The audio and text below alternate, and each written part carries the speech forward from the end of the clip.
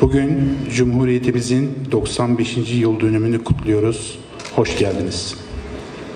Tataristan halkına Çin gününden hürmetimle bildirim. Bayramınız kutlu olsun. Ben Tatarca öğreneyim.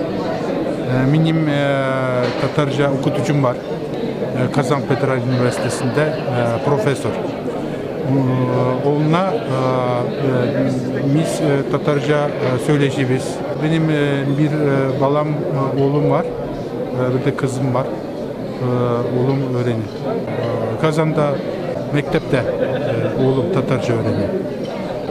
Bizim tabii kültür merkezlerinin açılması konusunda iki ülke arasında bir anlaşmamız var.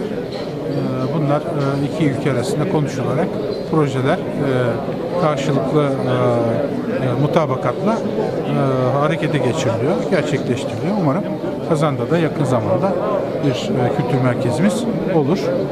Buna burada ihtiyacımız var. Nasıl ki bizim ülkemizi Rusya Federasyonu vatandaşlarının ziyaret etmesinden, orada kültürel organizasyonlar düzenlemesinden biz çok memnun oluyoruz. Umarım gelecekte de biz de Kazan'da burada bir kültür merkezi açarız. Türk kültürünü, sanatını, sinemasını daha uygun, daha güzel yerlerde, daha sıklıkla böyle tanıtma imkanımız olur. Ümidimiz budur. Moskova'da var, şu anda çalışıyor. Umarım ikincisi de Kazan'da açılır.